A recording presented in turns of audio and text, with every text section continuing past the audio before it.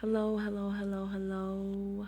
This is Kim Q here. It is dark. My house is quiet because it's like 3:30 in the morning. I should be asleep, but I actually just got off the phone with a business partner. And guys, let me tell you something. The people that are fired up about this business, they're doing things and they're getting certain results because they're awake when you're asleep. Um, I'm not gonna be I'm not gonna do that whole team no sleep thing because God knows I love my sleep. Now, don't get it twisted. But there are times when sometimes your brain is going so fast that you can't sleep even if you want to. And for me to say that, if you know me, then you know that must mean this is really serious. But let me tell you something. Last night, Dr. Helen De La Houssaye came and put hot lana. I mean, I thought it couldn't get any hotter, but she lit it up. When I say that woman is anointed, that's a gross understatement. To be in the atmosphere with her and to hear her, ooh, I can't articulate exactly what that experience was like, but let me tell you something. If you are within an hour of Atlanta and you missed that, you missed it. You missed it. She was talking about so many things.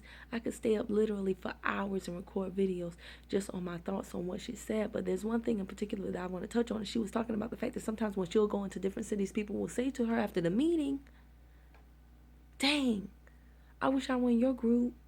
If you were my leader, if you were my sponsor, I bet you I'd be further on ahead. I bet you I'd be hitting ranks and popping pins, popping directors, popping whatever. And she said she has to tell him, no, you wouldn't.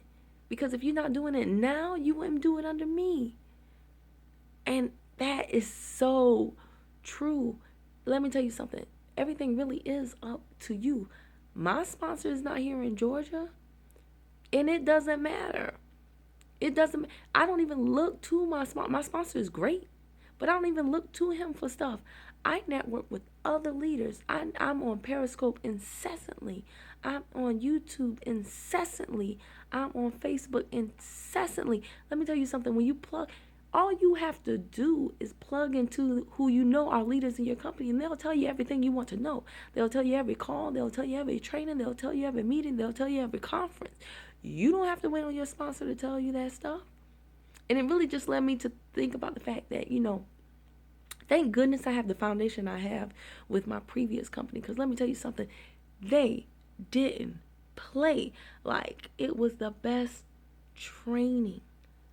And, I mean, it's the best. I don't have any qualms about saying it's the best training in the industry because let me tell you something right now. The company that I'm in right now, we all talk about the cash cow.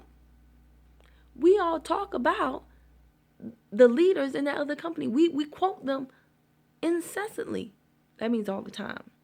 I used to be an oratorical contest winner, but anyway, I digress. But that word incessantly, if you haven't figured out, it's one of my favorite words. But anyway, I don't have any problems about saying that was some awesome training because the people in my company know that is some awesome training. And we plug into to all people. The true leaders, they're not intimidated by other leaders. They plug into whoever's getting the job done. And let me tell you something. If you are a leader and you want to be a leader, then you're not going to wait on your leader to make you a leader. And here's what I mean. I think, or to make you successful, I should say, just based on like what Dr. De La Houssaye was saying, I liken it to like, I remember, again, in that previous company, a leader told me that he acts more as a directional bumper. So like if you know about bowling and you have a little kid, then when you go to the bowling alley, your child, if they want to bowl, these bumpers come up, right? And your kid may get in the front of the lane and they may be like, what do I do? What do I do? What do I do? But when you tell them, throw the ball, roll the ball, roll the ball. Once they roll that ball, the ball is going to go down the lane and it's going to hit something. Why? Because the directional bumper is up to keep it from falling in the gutter. So regardless of whether your kid, launches that thing, okay, like they've taken some NRG and that ball goes down the lane really fast, more like a pinball than a bowling ball, and it's just bumping, boom, it hits the pins. Or conversely, if the ball, if your kid is more cautious, cautious, and they just, slowly roll the ball, and it takes 57 minutes for it to go down the lane. uh, Eventually it's going to get there, right? And it's going to get there, and it's going to hit 1, 2, maybe 3, 4, 5 pins. But it won't fall in the bumper. Why? Because it won't fall in the gutter. Why? Because the directional bumper is there. That is what your leadership is more like. It is a directional bumper. It will keep your ball moving forward. Regardless of whether your ball is fast or slow, it will keep your ball moving forward so long as you roll the ball, i.e., so long as you are in action, so long as you are in motion. Your leadership will adjust your activity accordingly so that you move forward and hit some pins. And each time you keep resetting yourself at the starting line, and you move and you launch yourself into action, you move down the line. You move down the lane, the leadership is going to keep correcting you. And guess what? With time, you won't need that bumper. That's not to say you won't need your leadership, but guess what? You won't need them probably for the same type of role. I don't know bowling terminology, but as you learn new things, then you'll probably use the bumpers again. But that's what your leadership is supposed to do. You have to be in motion, and then your leadership will direct your motion, will direct your activity, and it'll always keep it so that you move down the lane and you don't fall in the gutter, dead in the water. Now, here's what most of us think our leadership is, okay? We think our leadership is like the pitching machine in baseball. Okay? So again, just like in bowling, you're the ball. You have to be in motion. In baseball, when the ball goes into the pitching machine, it does go into motion, but it's because the pitching machine did all the work. It used all the force, it did all the activity, and it launches that ball with force and might. The pitching machine is the force and the might behind the ball. Okay? So we expect to just plug into our leadership. We expect to choose a sponsor, choose a leader, choose an upline, and then we want that person to pitch us, to launch us into the stratosphere of success. Don't work like that. We don't want to do anything but just plug into the machine. And then we want the machine to launch us. No. You got to realize that your leadership is there to guide you. So if you're calling your leaders and you're saying, I need help, and they say, what do you need help with? How many meetings have you been to? How many meetings have you held? How many, whatever it is your company has. How many home parties have you had? How many launch calls have you done? How many prospects have you gone out and met in the streets? And your answer is constantly nothing. You have given them nothing to direct. You have given them nothing to tweak. You have given them nothing to help you modify so that you can go ahead and make it down the line and hit some pins. You've given them nothing. So they can't help you. You're waiting on them to launch you. You're waiting on them to force you, to push you. And that just can't be. It's never ever going to work. So, I just thought of that analogy because it is so very true. I remember that leader in that previous company saying that he was a directional bumper, and that I had to give him something that he could bump, that he could point in the right direction, that he could keep moving. Not that he needs to start moving. Your leader should never have to motivate you.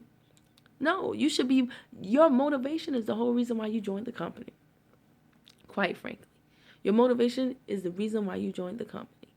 Once you're in, you should not look to your leadership for motivation. You should reconnect. You yourself should be able to reconnect with what motivated you to join to begin with. Okay? But your leadership is there once you're doing activity that is powered by your motivation.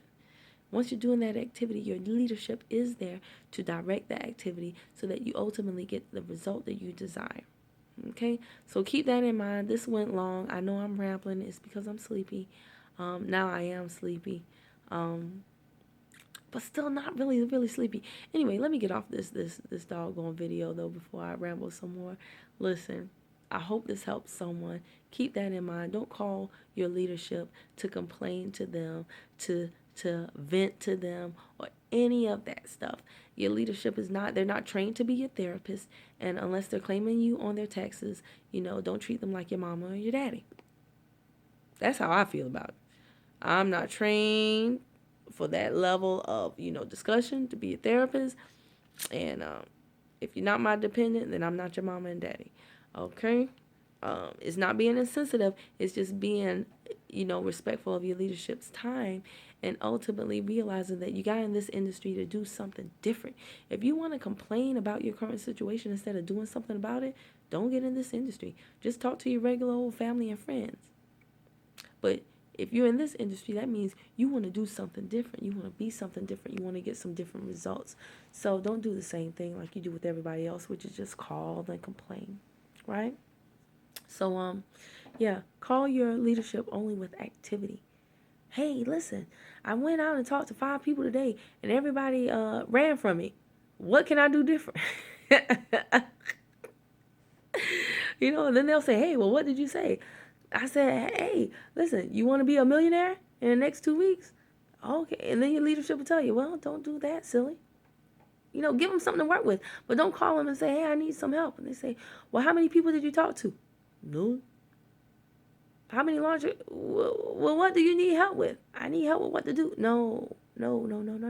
If you're plugged into the calls, to the meetings, to the trainings, you know exactly what to do. You have the blueprint. Go out there and do it. And then, based on the results that you get from the activity that you put in, you call your leadership, aka your directional bumper, and then you ask them, you let them know, this is what I did. Here are my results. How can they be better? That's how you become a leader. By doing what you should do, by respecting your leadership, and by learning and listening to how they interact with you so that you can do the same and help someone else get the results that they want. So I hope this was helpful. I would record it over so that it could be shorter, but I don't think so. I'm going to bed very shortly. If you're not already doing so, follow me on Periscope. I am KimQ10K. Once again, it's KimQ10K. All right. Good night.